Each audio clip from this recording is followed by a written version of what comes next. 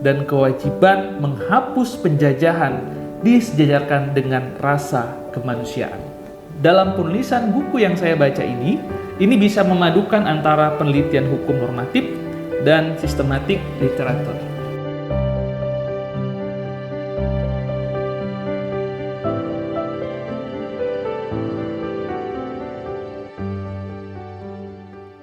Assalamualaikum warahmatullahi wabarakatuh, salam literasi, salam sehat bagi kita semua.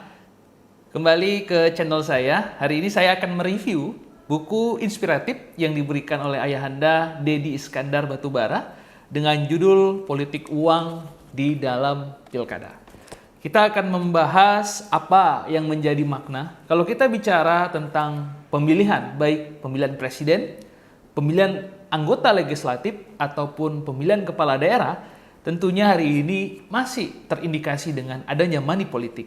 Bagaimana indikator keberhasilan kita memberikan edukasi, pembelajaran politik kepada seluruh masyarakat.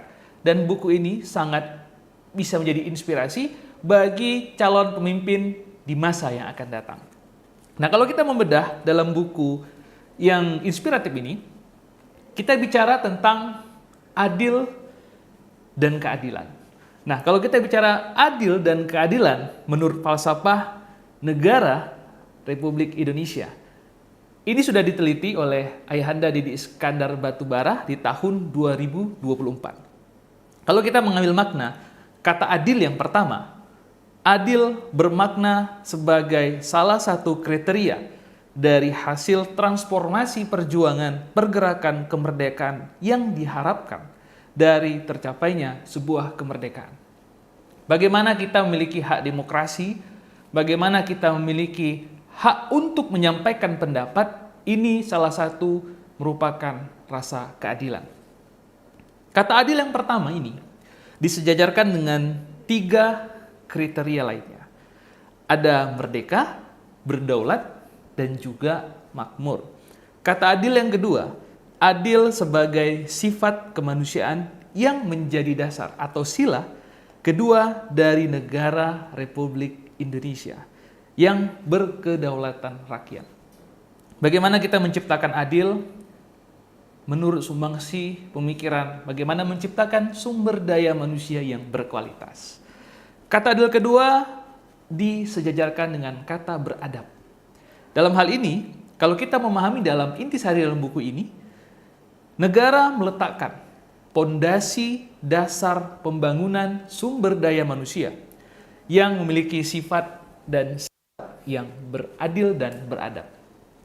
Selanjutnya, kalau kita bicara pembukaan Undang-Undang Dasar 1945 yang juga mencantumkan kata keadilan. Kata keadilan yang pertama berkaitan dengan justifikasi atau alasan kenapa negara harus merdeka. Kata keadilan yang pertama ini dirangkai dengan kata peri, rasa, yaitu rasa keadilan. Kata keadilan pada konteks hak untuk merdeka dan kewajiban menghapus penjajahan disejajarkan dengan rasa kemanusiaan.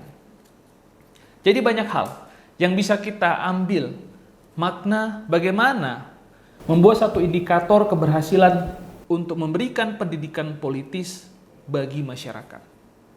Tidak semuanya penggunaan money politik, karena money politik ya menurut buku yang saya baca ini hanya sesaat. Apa yang harus diberikan pemerintah daerah untuk sumbangsi pemikiran kemajuan daerah? Kalau kita melihat setelah memberikan gambaran mengenai pijakan filosofis teoritis, di sini juga saya membaca gambaran mengenai perbedaan sebuah kriteria dan tema paradigma dari hukum filosofis, paradigma hukum interpretif, dan paradigma hukum kritis. Jadi indikator hukum juga menjadi satu panduan ya, karena negara kita adalah negara yang berasaskan hukum. Semua aturan-aturan harus kita ikuti dan juga kita patuhi. Saya pernah melihat ya di kalangan masyarakat sendiri tidak percaya dengan pemimpinnya.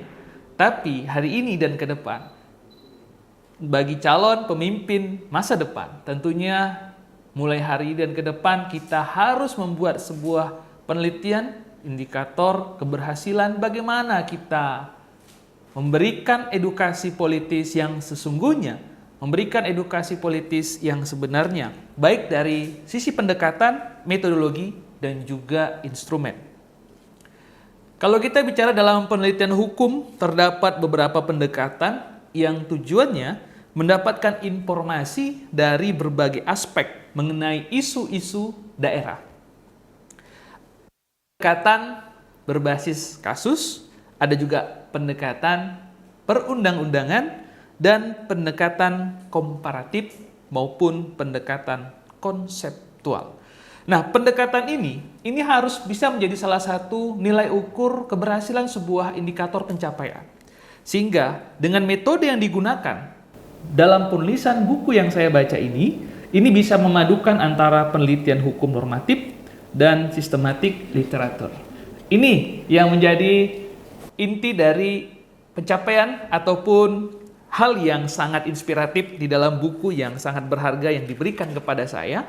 Dan tentunya buku ini bisa menjadi satu inspirasi buat kalian.